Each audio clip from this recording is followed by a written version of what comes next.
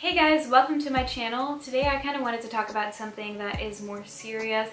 I just fainted about a few hours ago and I kind of want to share with you guys that experience and the healthy way to recover.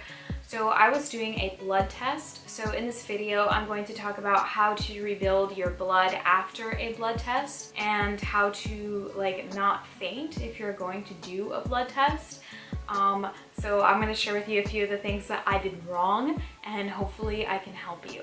So I went to this blood test and it was kind of like a naturalist doctor. So the blood test is a lot different than it would be at a regular doctor. And this place, they were basically going to be testing for everything. So it was kind of like a preventative exam. They were going to be testing from like how much vitamin D I have, all the way to heavy metals, all the way to any foods that my body finds inflammatory. So it was like a huge test that literally tests everything in the body. It's like a micro test. They're not just gonna be like, oh, you're deficient in vitamin D. They're gonna be like, oh, okay, Anita, you're actually deficient in vitamin D3 and you need to take 200 milligrams every week. So it's very like specific and comprehensive to me or to whoever is taking the blood test. However, to do all of these micro tests, they needed a lot of blood from me. So they had like 35 vials of blood that they needed from me, and I've never seen something like that. Like usually when I go to a blood test, like a regular blood test where they test for all my vitamins and whatever, it's like 2-3 vials of blood at most, and that's it. They send you home. So I have never fainted before, but this time I did, and I think it's because of the fact that they just took so much blood. So it was like 35 vials, like this big, and they were like this thick. And like imagine guys, like 30 of those is a lot. Imagine like 35, like it was a lot. It was a little scary at first looking at all of them. Like he was putting them all down on the table and I was looking at that and I was like, are all those my tests? And he's like, yeah. Because of the fact that this test is so comprehensive, we need this much. And I'm just sitting there like, oh my gosh, like how am I gonna get through this?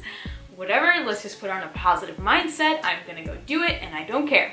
I'm gonna be fine after. Midway throughout the test, I start feeling kind of lightheaded. It was just like all so fast. Like I start feeling kind of lightheaded. I only needed like 5 more vials at this point to fill. So I got like through 3/4 way of the test. I started feeling lightheaded like halfway through, but I was still kind of pushing, and just because I wanted to finish it. 3/4 of the way in, I'm kind of like taking deeper breaths at this point, and I start feeling like my heart like beating less.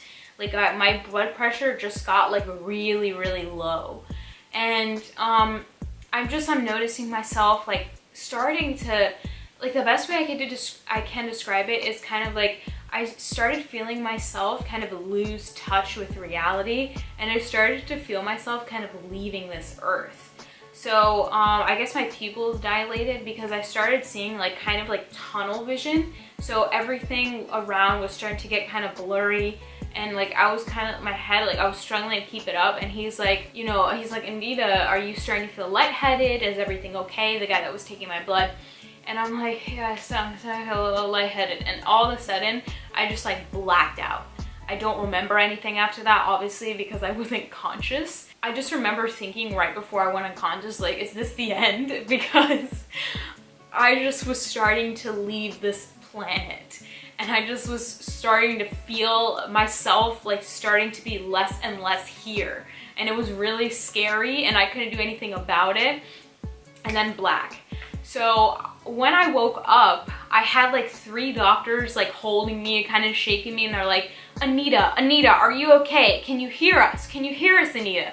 And I was just like coming back, and it actually looks really similar to the movies. Like, you know, when the character like wakes up in the hospital bed, everybody is like blurry and their voice is kind of muted, so you can't hear them very well, but they're still talking to you, and everybody's like blurry trying to look at you. And actually it's exactly that experience. And it was really weird because like I came into like this reality again and I was like, like it was kind of like that. So I ended up not finishing the blood test. I just felt super nauseous afterward and just like not 100% there still, just like kind of wheezy. and so I'm still gonna have to go back for the rest, like the last like 5 or 6 vials in like a week from now. With that being said, I wanted to share with you guys a few of the things that I have been doing so far to recover from that much blood being taken and to recover from a pass out during a blood test. So the first tip that I recommend when you are going to get a blood test, one thing that happened with me is that I had to be fasted for this blood test, but if you don't have to be fasted, one really good thing to do is to drink a sugary drink. Now, I usually don't drink fruit juice because it has so much sugar in it, but they actually, after I passed out, they gave me a Welch's fruit juice, and it really helped because it brought me back like so much faster. And the doctor was telling me how my brain is actually craving sugar right now, especially since I was fasting. And to be honest, that made my recovery after passing out like super, what's the word I'm looking for? It made it a lot faster, my recovery. The second thing that I've been doing to recover is drinking a lot of water. Our blood is made with about 80% water, so it's a really good idea to drink water to help your blood replenish itself. And the next thing I'm doing here is I'm taking some supplements. The first thing I'm taking here is some iron, because iron helps create heme in the blood and helps you create new blood cells. And then I'm also taking some vitamin B12.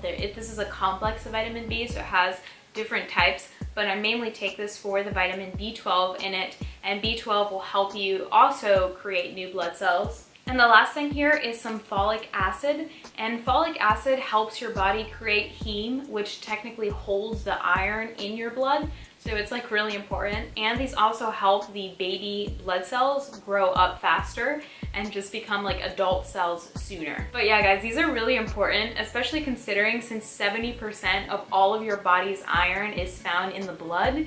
These are really helpful to building back your cells. And before I end this video, I kind of want to share another tip. If you do see somebody that is passed out, one really good thing to do is to lay them down so that their heart and their head can be level, and then also raise their legs up so that the blood in their legs rushes down to their head.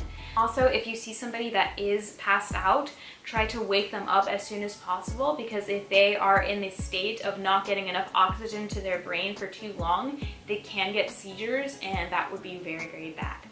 But yes guys, I hope you have gotten some value from this video. I hope that my story can help people in the future and prevent them from fainting, and at least now you know what to do if somebody does faint in front of you. But yes, I just kind of wanted to make this video to show you guys some healthy habits and some healthy ways to rebuild your blood cells and to prepare for a blood test if you have one. Good luck guys, thank you so much for watching, and if you liked the vid, could you please give it a big old thumbs up and subscribe to my channel for more videos like this. I'm trying to make a lot more videos that center around our health, and yes, you're awesome. Thanks a bunch.